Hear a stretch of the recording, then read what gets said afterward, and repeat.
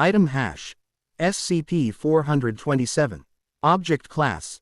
Euclid. Special containment procedures. SCP-427 is to be contained within a standard humanoid containment chamber furnished with a desk, terminal, and a single door. The terminal is to display a continuous loop of simple instructions, e.g., press button, enter room, wait.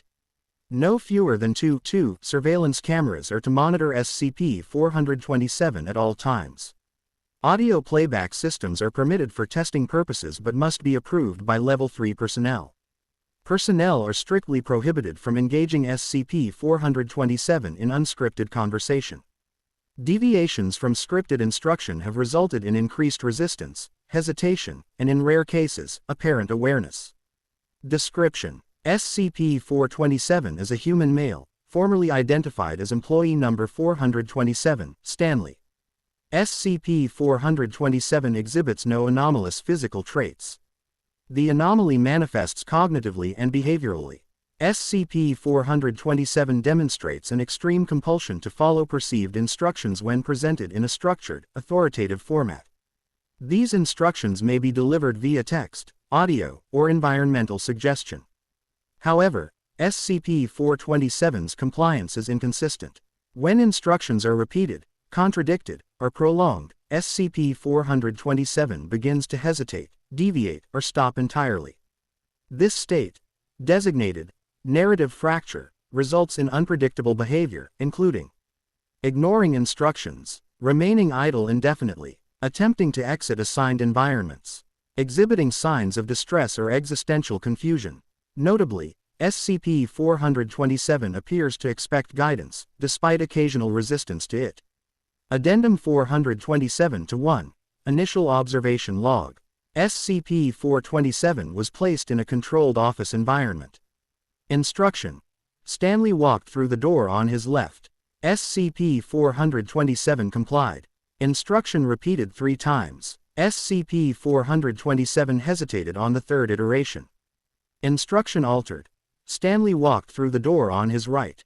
SCP-427 remained stationary for 47 seconds before selecting neither door and sitting at his desk.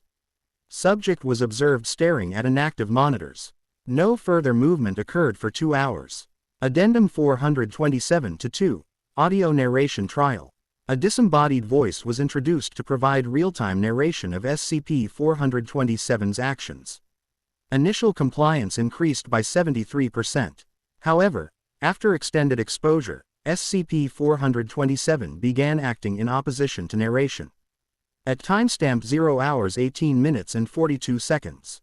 Narration: Stanley felt reassured by the voice guiding him. SCP-427 visibly shook his head and exited the test chamber, despite no instruction permitting this action. Containment was re-established without incident. Addendum 427-3. Behavioral Note: SCP-427 does not attempt communication. However, during one test, SCP-427 was observed pausing in front of a reflective surface and speaking a single phrase. "Am I supposed to be doing this?" No further verbalizations have been recorded.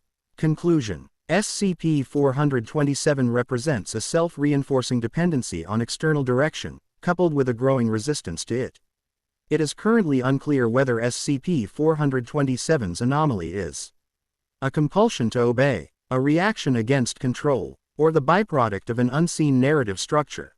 Further testing is authorized, though researchers are advised. Prolonged observation of SCP-427 has resulted in several personnel reporting the sensation that their own actions are being guided.